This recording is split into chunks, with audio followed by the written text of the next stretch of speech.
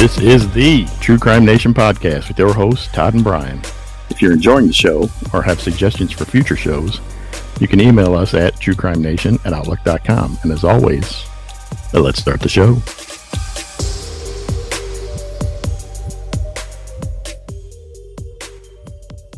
All right, here we are back again. This is the True Crime Nation podcast. I am Brian, and right over there with me, as always, my co-host Todd. What's up, buddy? Hey, Brian. What's happening today, man? How you doing over there?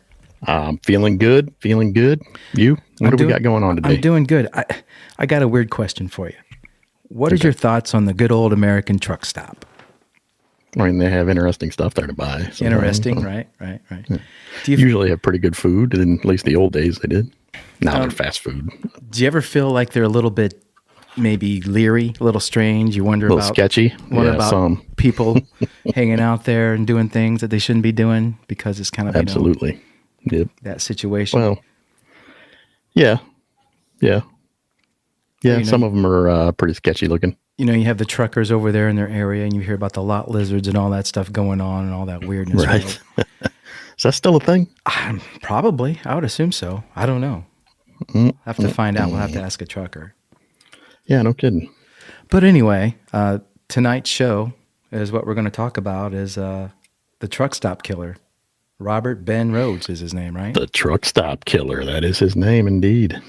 Supposedly, this guy went from truck stop to truck stop, killing people. So I guess we'll just jump into it and see what the hell is going on with this guy, right? Yeah, we'll see what's going on with this guy and what exactly happened. All right. What you got, man? On April 1st, 1990, a state trooper of the Arizona Highway Patrol Division spotted a tractor trailer on the shoulder of the highway. He approached the vehicle to see if the driver needed any assistance. What the trooper stumbled upon was a scene out of a horror movie. Chained up inside the truck was a nude young woman with a gag over her mouth and a terrified look on her face. The truck's driver, Robert Ben Rhodes, tried to explain that it was a private, consensual matter. Okay. I don't think that's probably true. No. But the trooper wasn't convinced and soon placed Rhodes under arrest. While waiting for backup, he discovered a .25 caliber automatic pistol in Rhodes' possession. At the time, Rhodes faced only kidnapping and assault charges, but as authorities would soon learn, Robert Ben Rhodes, a.k.a. the truck stop killer, was actually one of the most dangerous sex offenders and serial killers in American history. And again, I've never heard of this guy before. Me either. But, you know, that's apparently, like I said, he's one of the most feared yeah, there's more out there than people realize. Killers in history. They just don't talk about them all. Some of them probably made the news, but you know, it's been so long ago. We may have heard about it and just dismissed it out of hand. It probably was on the news for a little bit when it happened. I'm guessing. You know, we were 19, 20 years old at the time, probably. So we were out. We didn't give two shits about what was going on truck stops. Nope, we had our own thing going on. That's right. Born November 22nd, 1945 in Council Bluffs, Iowa, Robert Ben Rhodes was in trouble with the law almost from the start. While in high school, he was arrested for tampering with the vehicle and then again for fighting in public before he joined the Marines. Soon after, in 1964, his father was arrested for molesting a 12-year-old girl and committed suicide before the trial. A few years later, Rhodes himself was back in trouble with the law for a robbery that saw him dishonorably discharged from the Marines. So his dad was a child molester. Yeah. You wonder where he got it from or whatever his motives that he does. And it sounds like, what his role models were. Yeah. Which seems to be a reoccurring theme with these guys. Yeah. Is there someone in their family that has shown them this tunnel, shown them this way of bad life? Right. Either did it to them, right, or he saw them do it to others. Right. Isn't it weird that, you know, your conscience tells you that this is wrong. And at the time, these guys know this is wrong. Both of the one doing it and getting it done to them. But then they carry it on out themselves. I don't get that part of right. Yeah. It's I don't know. Apparently, somewhere in there, something clicks, something breaks, something. I mean, maybe genetically we're that tied. Something changes course in there somewhere. I don't know. You know, maybe genetically we're just that tied to each other. You know, the offspring can just take after mentally. Maybe. I mean, if that's all you know, if that's all you see when you're growing up, I mean, you really don't know anything else. That's true. That is true. By the 1970s, Rhodes had found work as a truck driver. What the authorities learned much later is that while out on the road, the truck stop killer tortured, raped, and killed as many as 50 women. He even took photos of some of his victims before murdering them. Took pictures of them. Yeah. That's just asking to be caught right there. Again, a souvenir. These guys want to keep something. Again, here we go again. That's also a reoccurring theme with these guys. It's presumed that his actual first murder happened long before, but Robert Ben Rhodes' first confirmed murders happened in January of 1990. After he was arrested in Arizona in April of that year, he confessed to the murders of newlyweds Patricia Walsh and Douglas Zukowski. The couple had left Seattle in November of 1989 and were hitchhiking to Georgia, preaching the Christian gospel. So he picked these kids up, just got married, and they're hitchhiking across the country, preaching the gospel, and just killed them. No one was safe. No one was safe from this guy. Nope, that's what it would seem. The truck stop killer picked them up in Texas and killed Zukowski immediately. However, he held Walsh prisoner for more than a week, during which time he tortured and raped her repeatedly before shooting her to death. Authorities found Zukowski's body near Interstate 10, east of Ozona, Texas, later in January, though it wasn't identified until 1992. However, it took almost 13 years for the authorities to identify Walsh's remains after deer hunters found her body near the mouth of a canyon in Millard County, Utah, identified only by dental records. You know, I got to say this before I forget. Hitchhiking back in the day, I guess, was the thing to do. Well, yeah. I mean, they all did it back in the 60s and 70s. You still see people in the 80s. Today, once in a while. I mean, every so often I see a hitchhiker along the road. Yeah, I do too. But in no way would I ever stop, pick up someone, or be a hitchhiker for that matter. I'd be scared to, unless it's the weather's so inclined. If you see somebody walking out in a blizzard, I mean, and they're just, you could tell they're just distraught, something like that. Yeah, that's one thing. But, you're driving down some desert road out in the middle of New Mexico, whatever, and some guy's hitchhiking. You got to be careful nowadays with people. You just don't know what could happen on both sides of that fence, right? Absolutely. That is true. Committed soon after he dispatched the newlyweds, the crime that ultimately earned the truck stop killer a life sentence was the rape and murder of Regina K. Walters. The 14-year-old from Pasadena, Texas, was hitchhiking with her boyfriend, Ricky Jones, when Rhodes picked them up in February of 1990. 14. Why was a 14-year-old hiking or hitchhiking? Mm-hmm. Well, her boyfriend probably talked her into running away. Yeah, probably. Rhodes promptly killed Jones, whose remains were later found in Mississippi, but he kept Walters hostage for several weeks or more in what's been called his traveling torture chamber. Meanwhile, he took several photos of her as he held her captive. Photographic evidence seized during the search of Rhodes' home revealed photos showing different lengths of Walters' hair growth and various bruising, indicating that he held her for a substantial amount of time.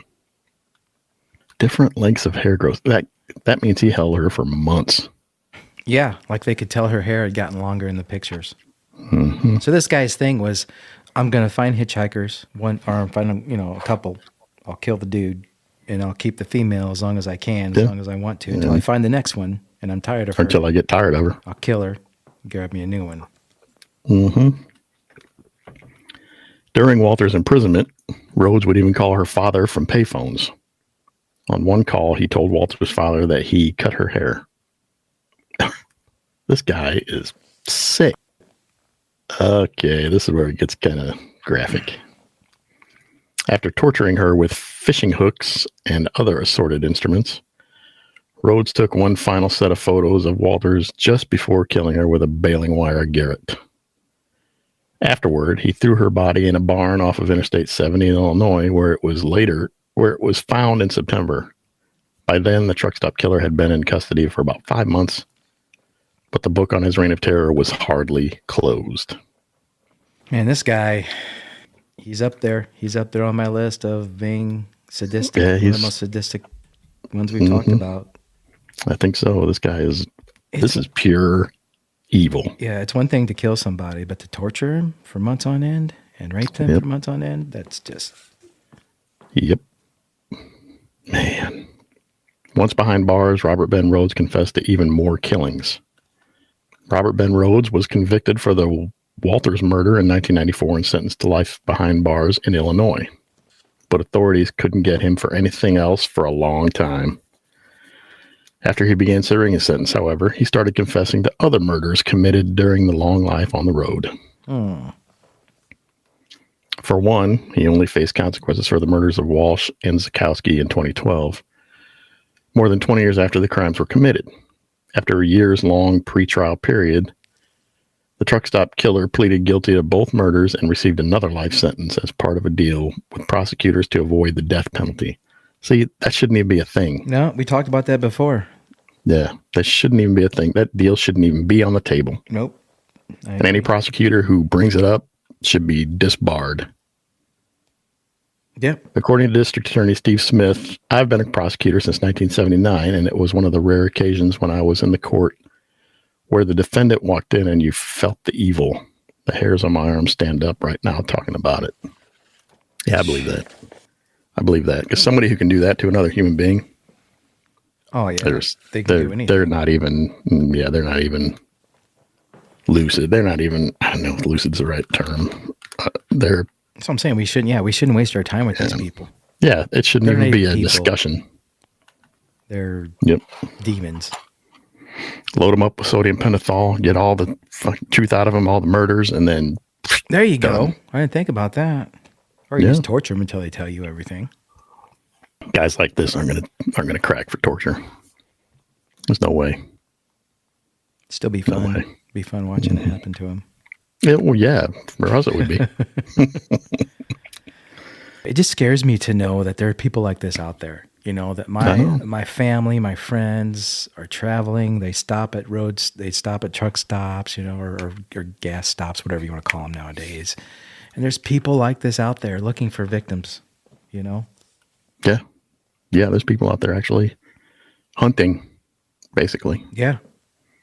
Other prosecutors and cops who worked the truck stop killer case over the years likewise felt Rhodes is evil.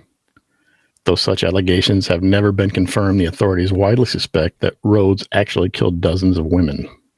Law enforcement cross-referenced his trucking logs with records of young women that went missing over a 15-year span, when he was believed to be active, ultimately suggesting that he was responsible for some 50 murders, or as many as 1 to 3 women a month during his peak.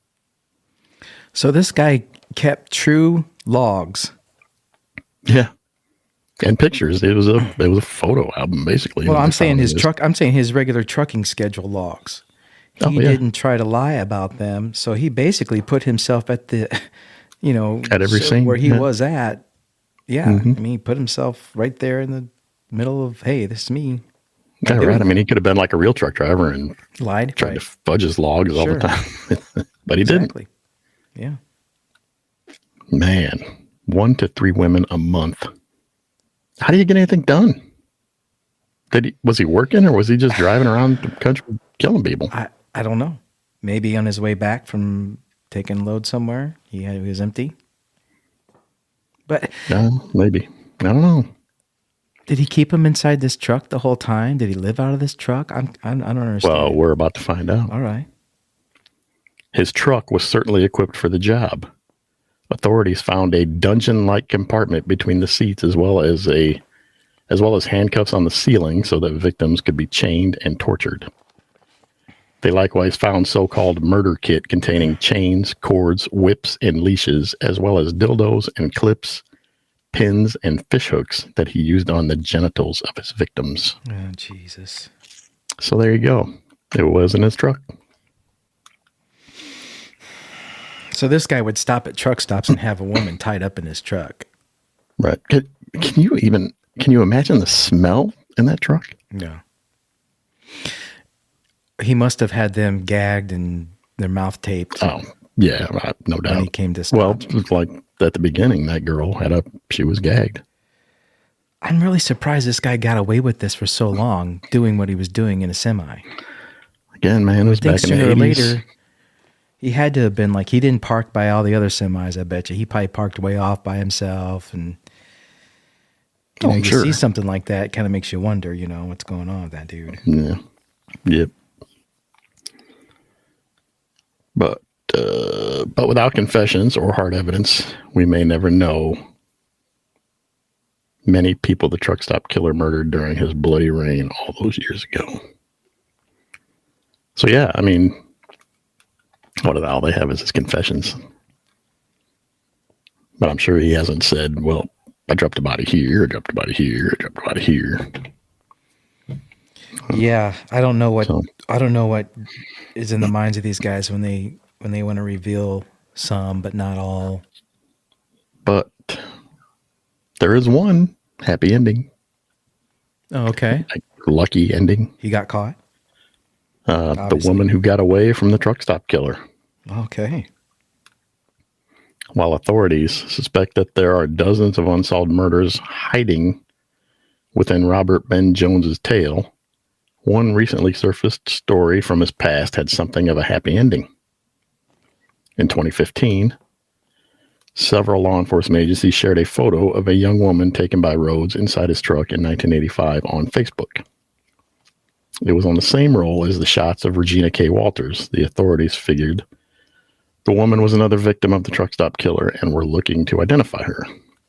But then, a woman from Saskatchewan named Pamela Milliken recognized the young woman as herself.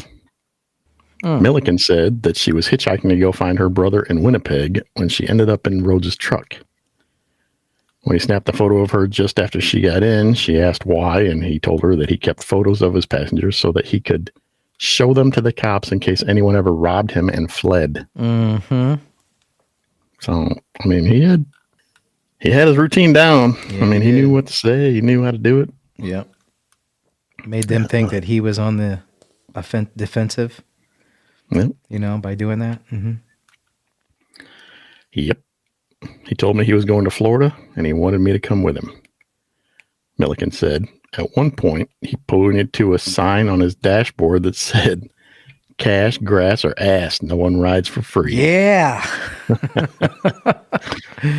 Yeah, that was a big sign back in the day. That was. I remember seeing that bumper sticker. Yep. She recalled, "I didn't have any money. I didn't smoke pot, so I knew which one it would be." They had what Milliken described as consensual sexual encounter, and he dropped her off at a bus stop in Winnipeg. Huh? So, I mean, she was lucky. Why did he not kill her? Damn lucky. I don't know. I don't know. That's the mystery. Of course, many were not as lucky as Milliken. And while the truck stop killer will never see the light of day, we may never know how many lives he took.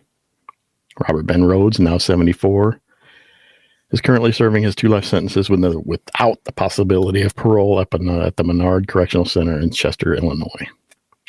If there are more murder confessions to make, there may be time yet for other families to find some semblance of closure and justice. Wow. So there you go. He's still kicking. Do you think he didn't kill her because she consensually agreed to sex with him, where the others probably didn't, so he had to force them to? Maybe. It didn't really say where exactly he was doing all this stuff. I kind of assumed right there for a second Canada, but then he's in Illinois prison, so.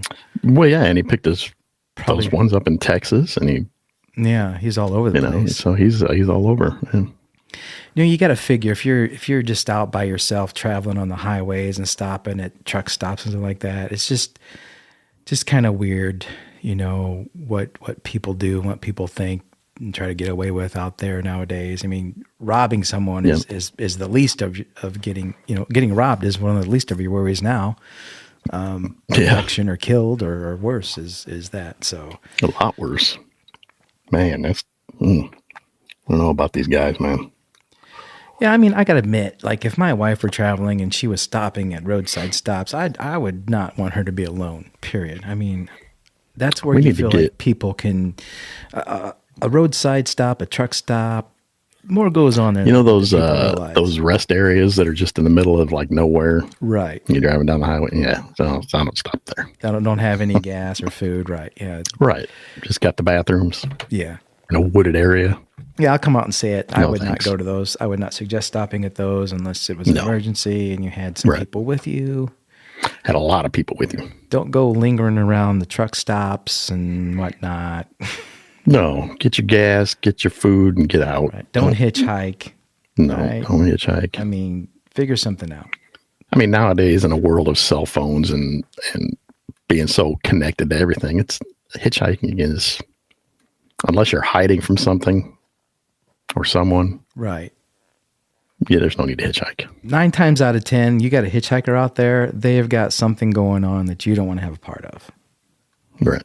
You know, they're either on the run, they're doing drugs, they're thieving people. I'm not trying to stereotype a hitchhiker. It's just, it is what it is. I mean, a hitchhiker is someone who's down and out on their luck, trying to get somewhere, but that they don't, you know, get away from somewhere they don't want to be or go somewhere they need to be. Right. And, you know, they have Ubers nowadays. If you have a little money, you can at least get to a bus stop, right? Yeah. Isn't hitchhiking, is it illegal per state? I think it depends on the state. I think it's all state by state thing. So I think most people frown on it. Yeah, they do. I wonder if this guy met his victims at a truck stop per se, instead of just picking them up off the side of the road. I don't know. Those first ones, like I said that he picked them up hitchhiking. Yeah, so maybe they should call him the hitchhike killer, not the truck stop. And the last one that got away, or the first one that got away, was hitchhiking. So yeah, I'm still baffled why he let her go. Why he let her go? I don't know. Again, it must have been the consensual thing. I don't know. I don't know. Maybe he wasn't quite to that point yet. Maybe he was just still thinking about it. Maybe, I don't know. That could be. Or maybe you're right. Maybe it was the consensual thing. Yeah, I didn't think about it. Was she one of the earlier 85? Yeah, because it was after that he killed. Yeah, so the first one. She was very lucky. Yeah, he probably used that sign every time. Ah, yeah, and if they said no, then or he took their cash, took their grass, and their ass, and their life. Sick, demented, twisted people out there. They're everywhere, man. Hopefully, by us doing this, we're educating people who are listening, making people more aware of their surroundings, making people more safe. Please always be aware of your surroundings. Helping to identify these sick bastards that are out there, coming forward and telling people. It's a sad situation that mindsets get this way and people do these things, but they're monsters out there. I mean, they're just terrible people out there doing terrible things. So yeah, yep. Well, with that, my friend, we'll wrap this episode up. It was great hanging out with you again. Oh yeah, always fun, man. Always learning. Exactly. Until next time, and listeners, we appreciate the listens, and remember, monsters are real.